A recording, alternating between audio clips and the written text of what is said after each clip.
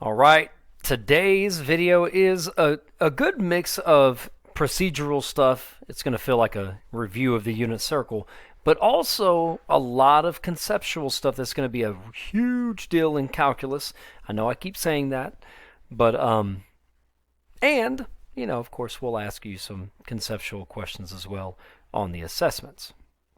Two things going on. You're going to find the values of the inverse trig functions, so the inverse of sine, the inverse of cosine, the inverse of tangent, but you also need to understand the nature of the inverse function, especially how the graph can be used to construct the actual function, right? So function in terms of input, output, passing the vertical line test, and all that good stuff. Okay, so here it is. I'm going to start with the conceptual stuff to make sure you understand the nature of the graph, like where it even came from. Otherwise, you're just going to be hoping you have the right answer. Okay, so let's get into the concept here. Okay, so of course, this is a sketch using Desmos of the sine function. Okay, now there is no true inverse of the sine function, and here's what I mean by that. You have the vertical line test, right? So if I plug 2 into the sine function, if I plug 2 in, I get some number out, and that number is going to be slightly less than 1. And if I plug in 4, I get out some number that's negative. Here's negative 1, so maybe negative 0.8-ish. If I plug in exactly 3 pi over 2, I get out exactly negative 1. Okay, that's how a function works. You plug a number in, you get a number out. It passes the vertical line test. Each input has exactly one output assigned to it. But it doesn't pass the horizontal line test, meaning, okay, for every x value, there is only one y value that pairs with it. But if I swap the y's with the x's, well, you now have more than one x value for a given y value. So let's take this y value, for example. Let's take the y value of 1, right? If I invert the function, well, now I have 1 going to pi over 2, and I have 1 going to, I know that is 3 pi over 2, or 5 pi over 2. Oops, not a function. Okay? So there's this concept of if a curve is a function, it passes the vertical line test. If the curve has an inverse function, then it'll pass the horizontal line test, which this curve does not. So here's the trick. Okay? There is no true inverse of the sine function, but if we take this function and we truncate it, so we cut a section off, then we could have an inverse. So here's how the truncation works. We start here at negative pi over 2, and we run to pi over 2. Now, for this portion of the graph, there is an inverse. It passes both the vertical line test, meaning the pink stuff, is a function, and it passes the horizontal line test, which means if I invert all of the x's and y's and build an inverse, that will also be a function. Okay? So, about to throw the information that you have in the handout at you, and that kind of gives you some background as to where it actually came from. Okay, so here is the inverse sine function. It's just that inversion of that truncated piece we just looked at. Okay, so where normally we plug into the original sine function, we plug in radian values and we get out numbers between negative 1 and 1. Well, the inverse, okay, so one way to write it is y equals the inverse of sine function, inverse sine of x. It's also called arc sine. So those mean the same thing. So just to be clear, you have the inverse of sine and you have arc sine. Both of those mean the same thing. What you've done is you've swapped the x's and the y's. The original function was y equals sine of x. So let's kind of go through the logic. So if you swap the x's and the y's, this is our new relation. We're making it a function. And another way to write it is sine inverse, or the inverse sine of x is y. Okay? It's a little strange at first, but we'll work through some of those details. So, where the domain of our new pink function, right? That's the function that we've truncated. We've taken a portion of the sine function, and the domain of our new function is negative pi over 2 to pi over 2. Okay, please forgive my dog in the background. He's loud. He's upset. Lots of people are outside.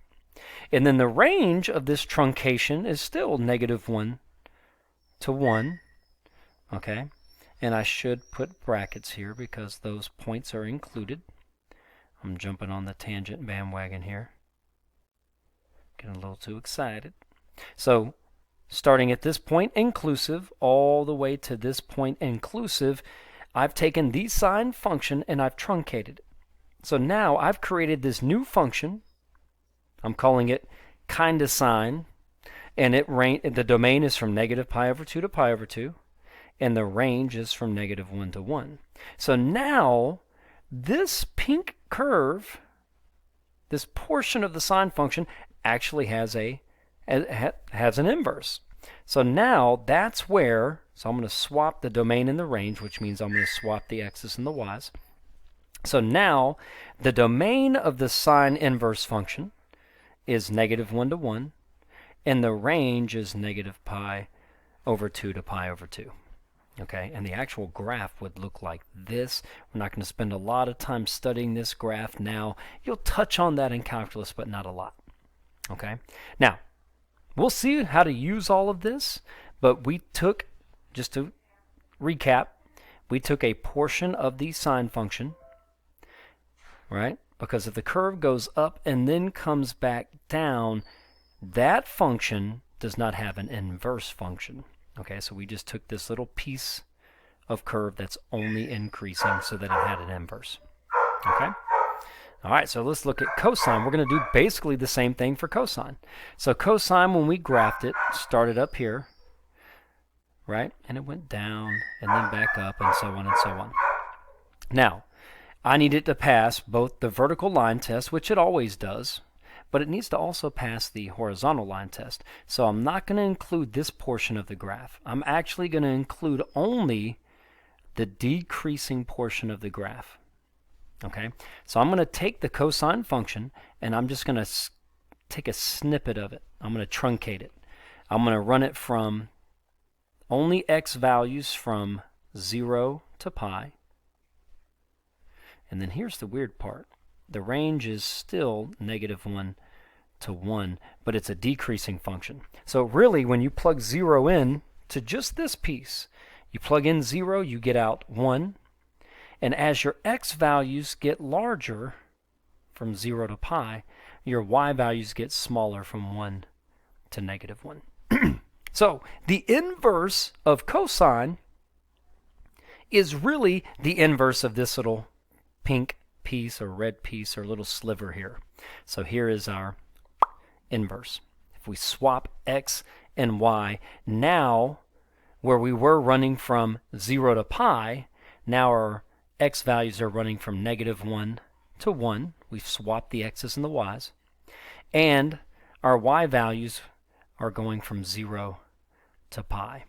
So now for the inverse of cosine, we have a domain of negative 1 to 1, and we have a range of 0 to pi.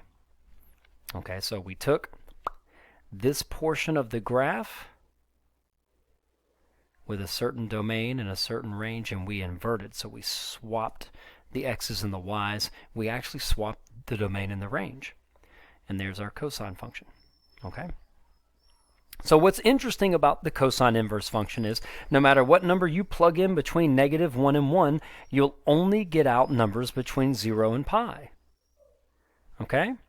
Where if I go to the inverse sine function, if I plug in numbers between negative 1 and 1, I'm only going to get numbers out between negative pi over 2 and pi over 2. Okay, so once again, you'll see what I mean in a minute, but this is where knowing the unit circle and knowing it well is going to come into play in evaluating. Okay. Now, we have the tangent function. So, same thing. This curve represents a function that passes the vertical line test, but it does not pass the horizontal line test, which means there is no actual inverse of the tangent function. But if I only take one full period of the curve and I cut out the rest,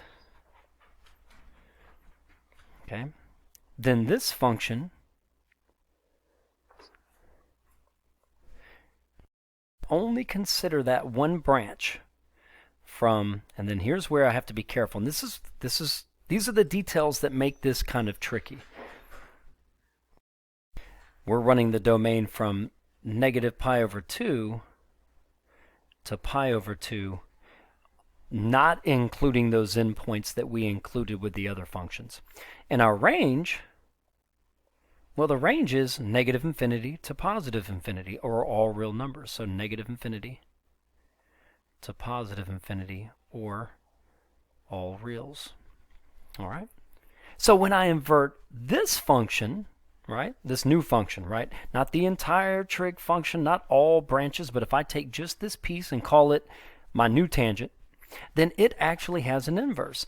And the domain and the range are my x values and my y values, and they're going to switch.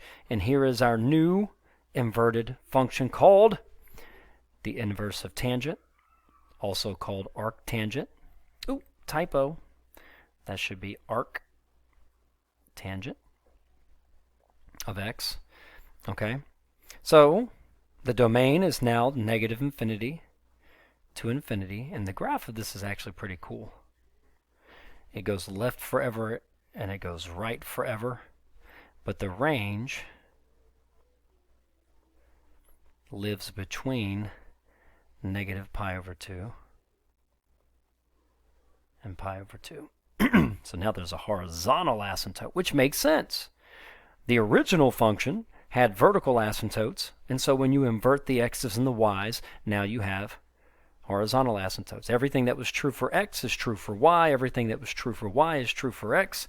You just swapped the x's and the y's. Numerically, that's what happened, but this is going to be where it gets tricky. Let me go to the inverse of cosine, knowing that the only numbers you can get out on the unit circle are between 0 and pi. That's going to come into play in a minute. And then for the inverse of sine, knowing that the only numbers you're going to get out are not pi, not 3 pi over 2, not all these other numbers on the unit circle, but only numbers between negative pi over 2 and pi over 2.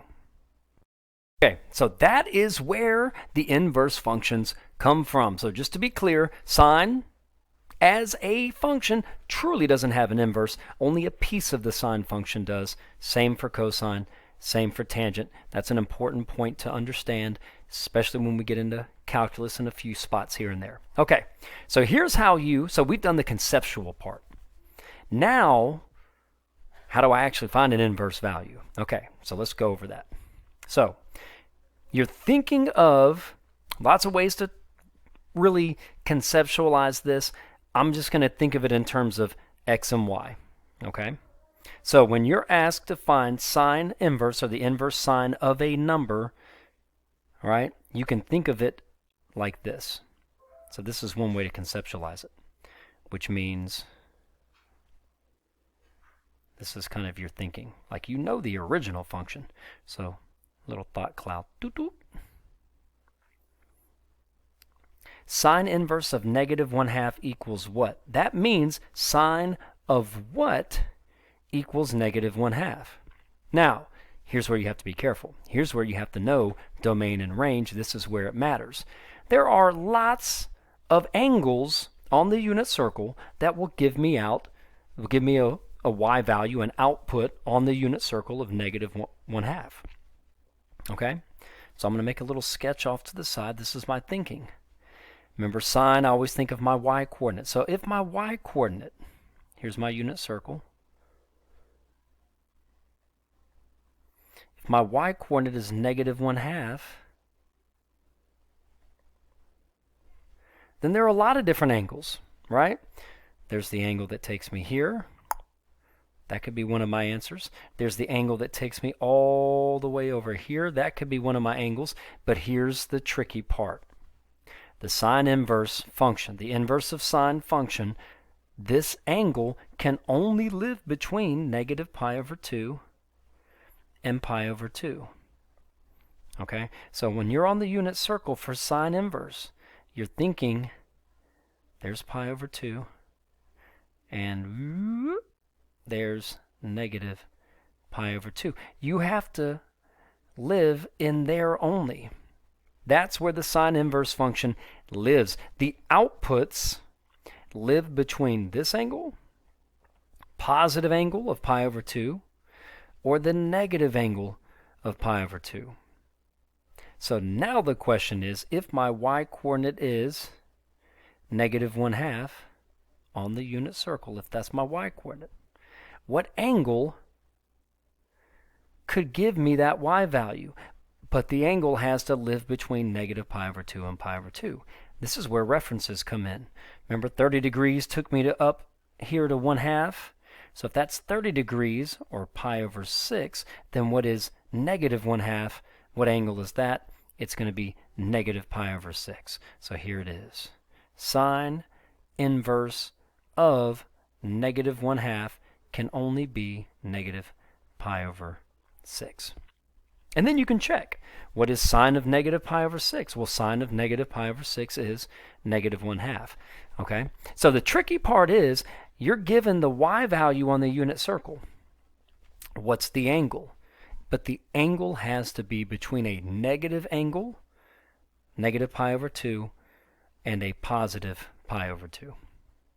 So you've got to know the unit circle. You've got to know a little bit about reference angles. And the beauty of sine is an odd function. Well, the inverse is also an odd function, right? So if sine inverse, or the inverse sine of 1/2 is pi over 6, then the inverse of the sine inverse of 1/2, or negative 1/2, is negative pi over 6. So there are a lot of ways to see this.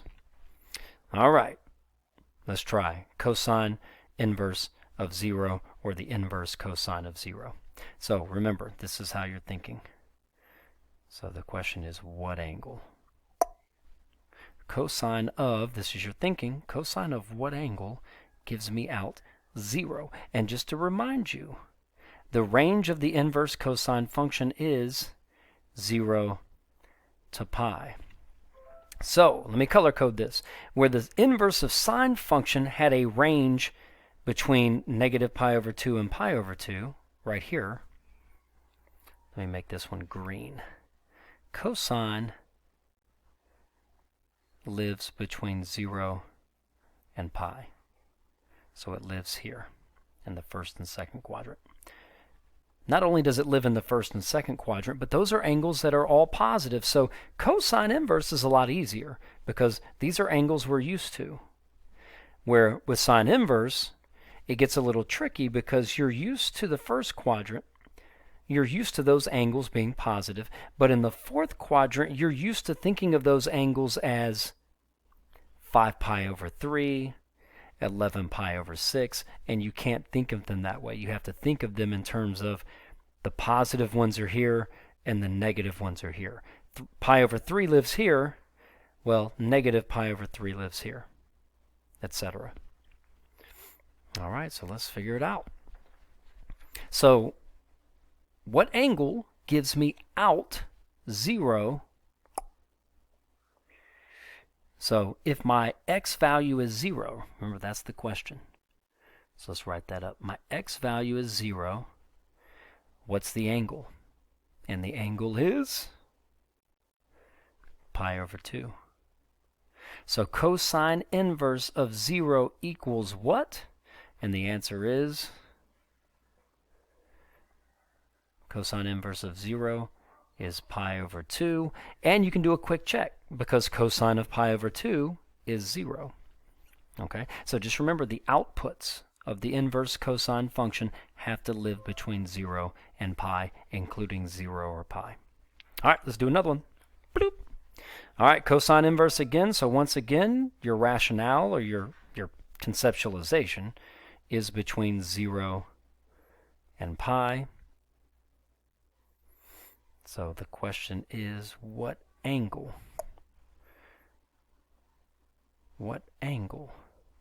gives me out negative root 2 over 2? Okay, so negative root 2 over 2 is over here as an x value. What is my angle? Unit circle says 3 pi over 4. And then you can check cosine of 3 pi over 4. Right? Now remember, there are lots of different angles that will give you that x-coordinate. But only one of those angles is between 0 and pi. The outputs of the inverse cosine function have to be between 0 and pi. That's where you have to be careful. Bam. Tangent is our first tangent problem. So tangent inverse of 1 equals what? So remember, tangent also lives between negative pi over 2, not including, open circle, and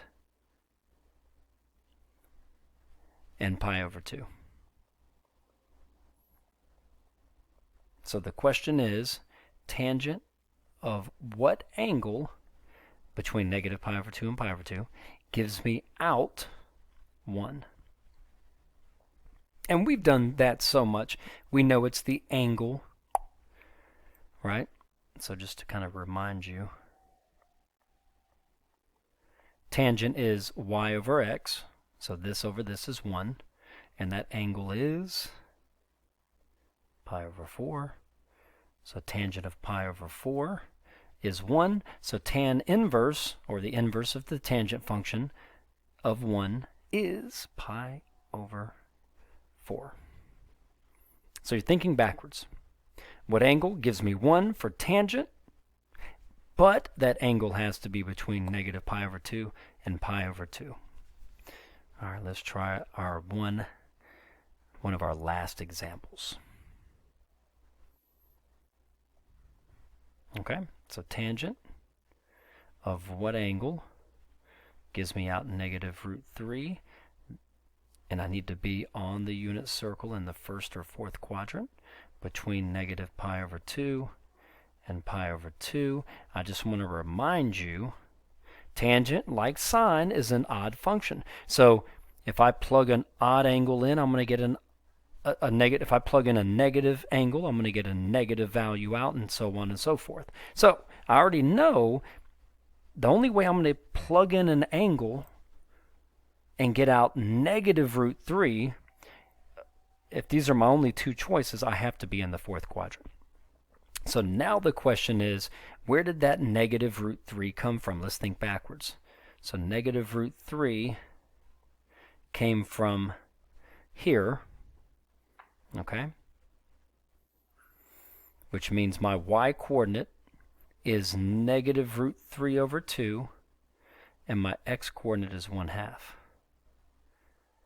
So my y-coordinate is negative root 3 over 2, and my x-coordinate is 1/2.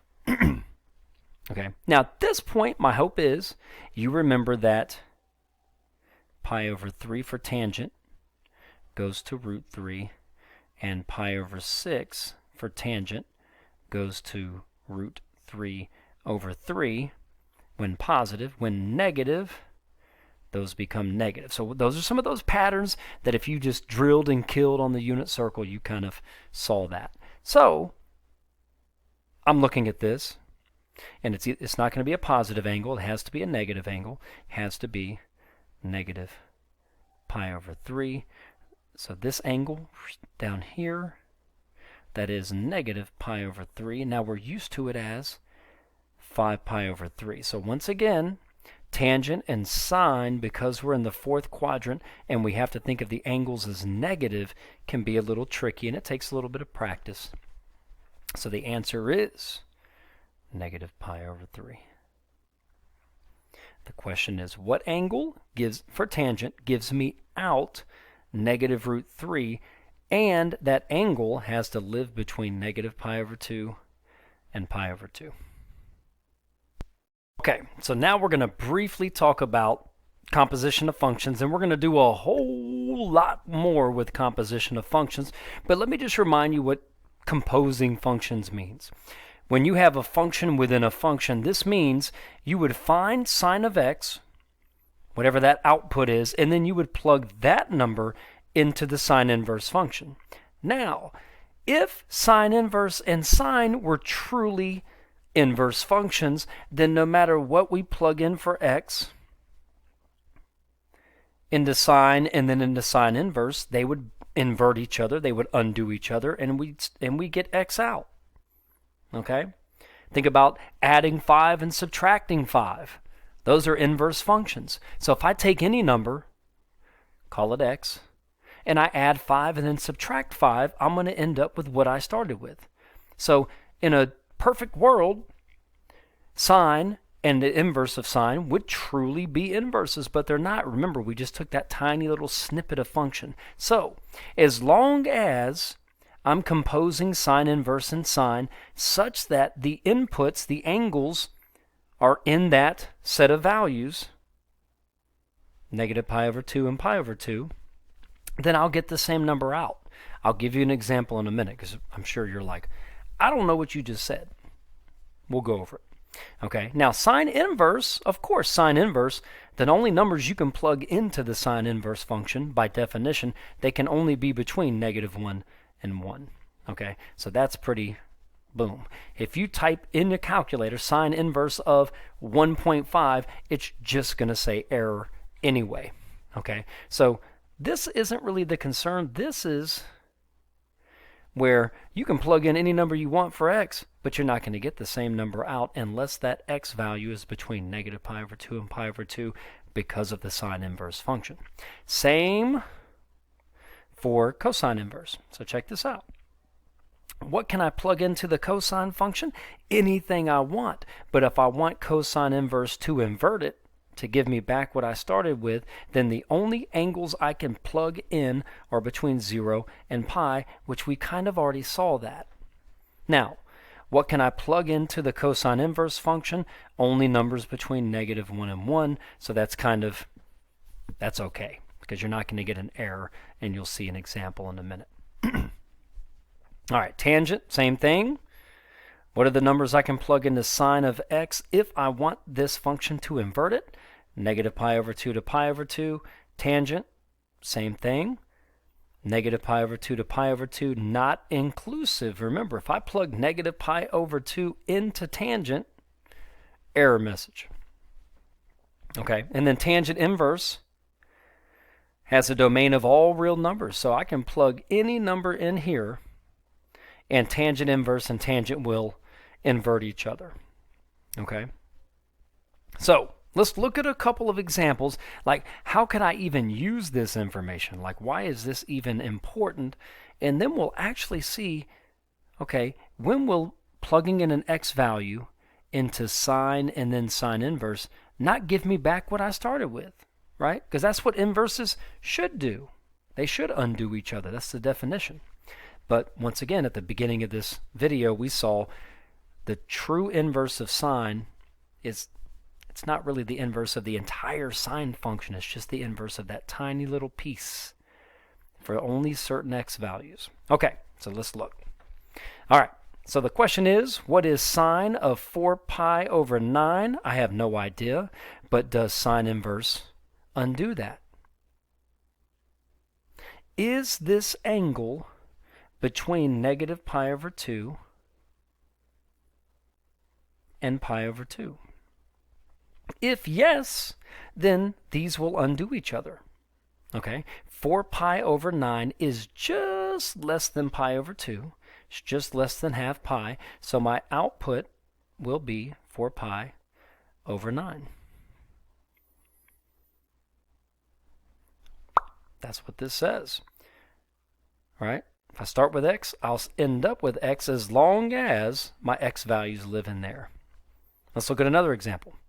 Cosine inverse of, now for the inverse functions, sine and cosine, as long as this number is between negative 1 and 1, which it is, then these functions will undo each other, and I'll be left with what I started with. All right, so your head might be spinning. That's okay. Let's do an example where you don't just get what you started with. And let's see why. All right, so let's do an actual example that makes sense on the unit circle. This is not in your notes. This is me getting you ready for the next video where we dive a lot deeper into this. I'm just throwing a little bit of information at you. You might understand it, or you might think you understand it, and there's some stuff to unravel, right? A little bit deeper to go with this. Or you're just like, I don't know what's going on, and that's okay. With the composition part, we're going to spend more time on that. So let's look at an example. If cosine and cosine inverse were true inverse functions, then the output would be 5 pi over 4. But cosine inverse, remember, only inverts a portion of the cosine function. So let's actually unwind this. Let's actually compose the functions. Let's see what happens. So what is cosine of 5 pi over 4? So 5 pi over 4 takes me here into the third quadrant. So there's 5 pi over 4. That's theta. And I know reference of pi over 4. My x-coordinate, remember cosine, I think x-coordinate is negative root 2 over 2. So this value is negative root 2 over 2. So I now have cosine inverse of negative root 2 over 2. Okay, so that is negative root 2 over 2, just to color coordinate it. So what is cosine of 5 pi over 4? It's negative root 2 over 2. Now, watch this. This is just evaluating the cosine inverse function. What angle, for cosine inverse, what angle gives me out negative root 2 over 2? Well, there are a lot of angles, but remember, for cosine inverse, that angle has to be between 0 and 2 pi, 0 and pi, inclusive. So that angle's actually going to be 3 pi over 4. Now, if this were the original problem, cosine inverse of negative root 2 over 2 equals what? The answer would just be 3 pi over 4. Now, if these two functions were truly inverses, the output would simply be what you started with. It would be 5 pi over 4. But it's not, because cosine inverse doesn't know how to make sense of 5 pi over 4. 5 pi over 4 is outside of its wheelhouse. Okay? 5 pi over 4 is not in the range of cosine inverse. Okay? So this is an example of cosine inverse of cosine of x doesn't always equal x. Right? It should. These functions should truly invert each other, so I end up with what I started with.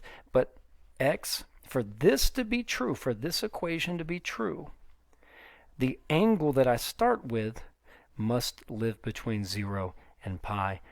That's what this says. For me to get out what I started with, I have to start with very particular values. And it is important to know those particular values. For sine inverse, to get out what you started with, you must live between negative pi over 2 and pi over 2. Same with tangent, cosine, 0 and pi. All right, guys, we will do more with compositions, but the goal today was, if I give you cosine inverse of a number, sine inverse of a number, and tangent inverse of a number, can you find the output? And do you know the nature of the inverse function? Do you know where it came from?